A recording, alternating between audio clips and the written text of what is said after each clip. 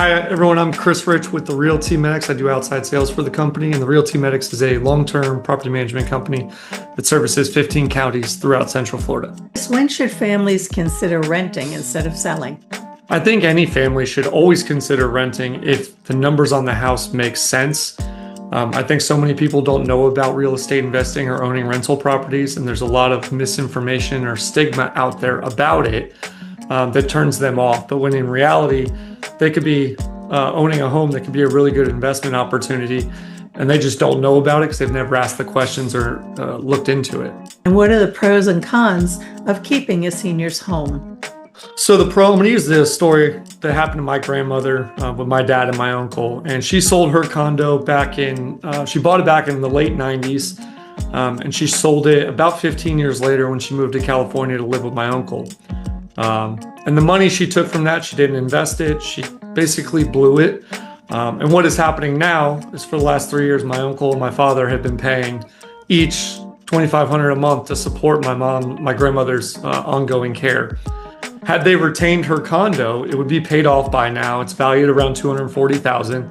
And looking at the rents in the area over in Bradenton, it'd be renting for around $2,000 a month. And yeah, there are expenses along the way, but just having that alone, she would have had an asset worth $250,000 plus the cash flow of $2,000 a month. Instead, she has really no money to her name and is relying on my dad and my uncle. So that's a really small microcosm. The cons are, it's not risk-free. There is the possibility that tenants damage the property or you have delinquency or an eviction. But those things happen at a really, really small rate when you actually properly vet your tenants and make sure you set income requirements. For us as a company, we manage over 1,600 properties. We had 22 evictions last year across our portfolio. And our delinquency rate's less than 0.5% on an average month. So the vast majority of the time, your tenants are going to pay rent. They're going to move out without issue. So while there are cons, they're a lot lower than people realize who are not actively involved in real estate investing. And what surprises people about becoming landlords? Becoming a landlord is work. There's a perception that owning rentals, especially long-term rentals, is passive income, and it generally is.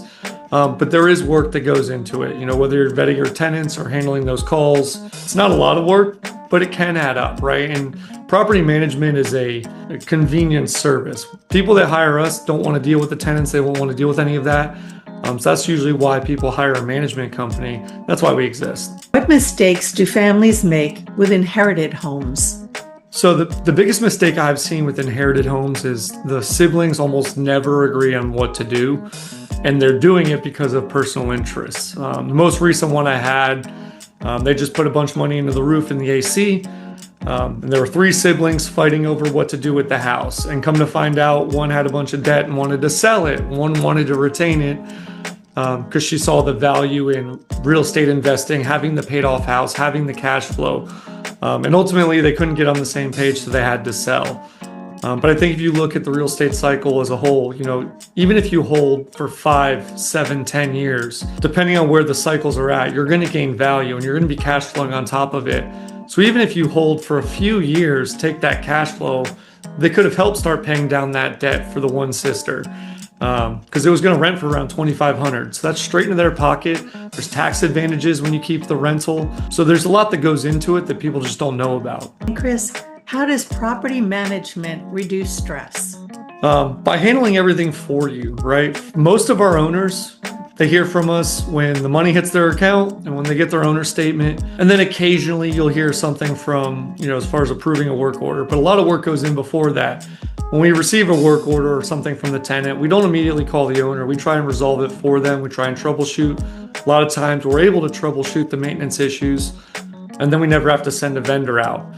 If I was self-managing, I'm getting those phone calls. I'm having to send that information. Whereas we as a company, a lot of the common things, we already have videos prepared. We have written instructions. We're sending that to those tenants first. Rent collection. I mentioned the delinquency rate. That number is affecting the owner's disbursement. Tenants pay late by a few days, but then they usually pay. It floats around 3% are late past the first, but they're not late more than 7 days. But if I was self-managing, now I'm going after the tenants. Hey, where's the money? What's going on? So there's more involvement there than there really needs to be.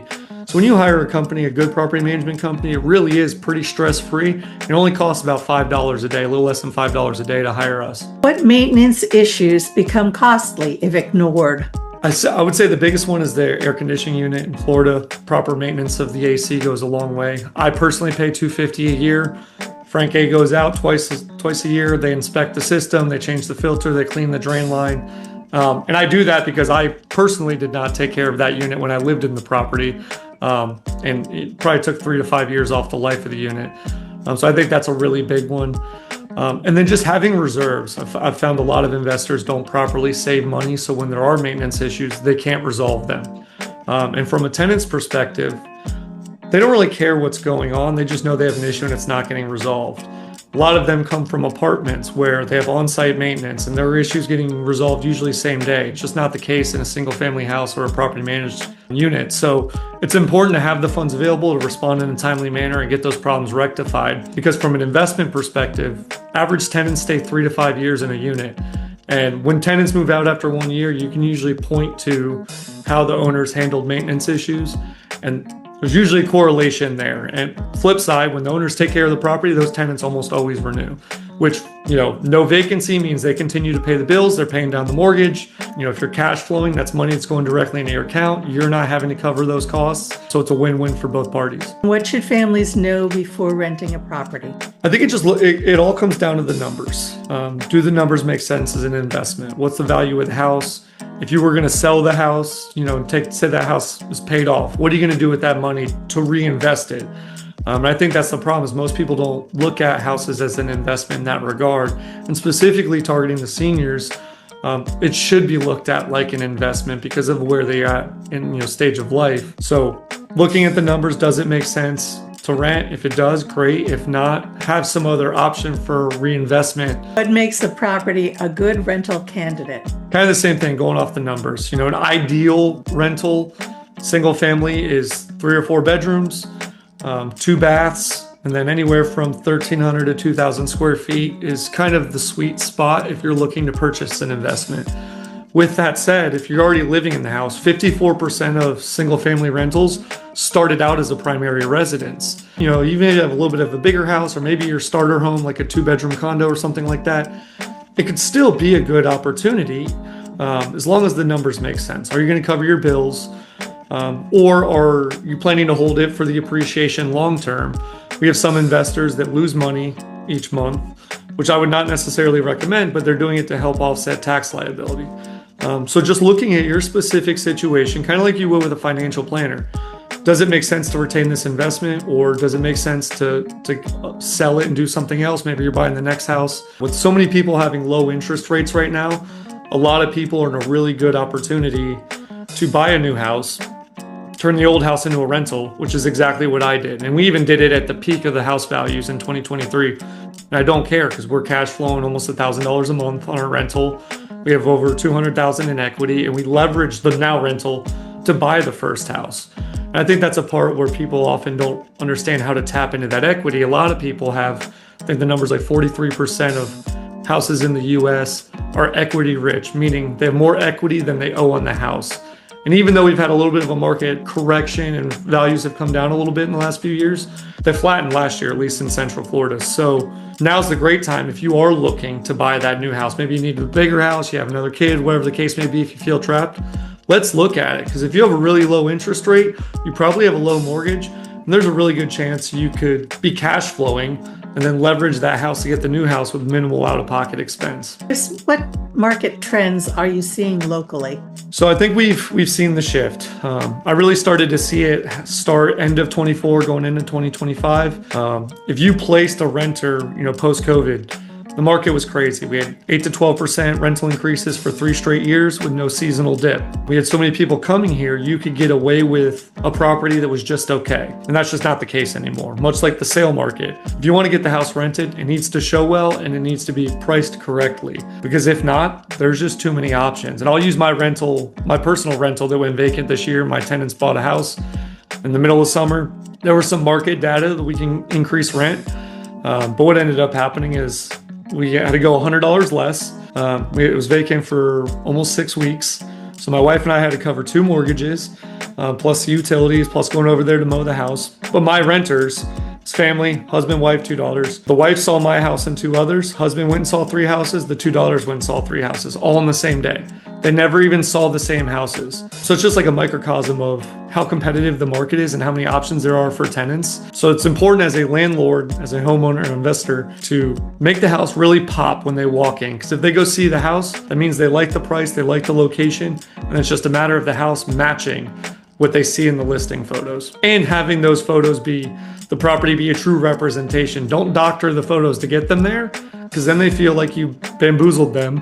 And they're already gonna have a bad feeling when they walk into the house. And then if there's things wrong, they're 100% not gonna apply. And that relationship is important going forward. Absolutely, yep. What advice would you give families unsure whether to sell or rent? Kind of to beat the nail on the head, talk with the professionals. Talk with Ray, talk with me, talk with your financial advisor. Let's talk about the different options. And there are people that can't ever get behind the idea of renting a house, especially if they're emotionally tied to the house. What if the tenants damage it? Like, that's a real possibility, albeit a small probability. It could happen. So those people, I completely understand. Or I've had other clients that were with us for a few years and decided they wanted to sell. We jumped on a call. They were later in life and they're like, we're just not seeing the returns on the cash flow. We could take the $100,000 in equity. We could reinvest it, in the next couple of years. And then when we want to travel, we won't have to worry about the house, any, repair bills coming up, unit turn costs.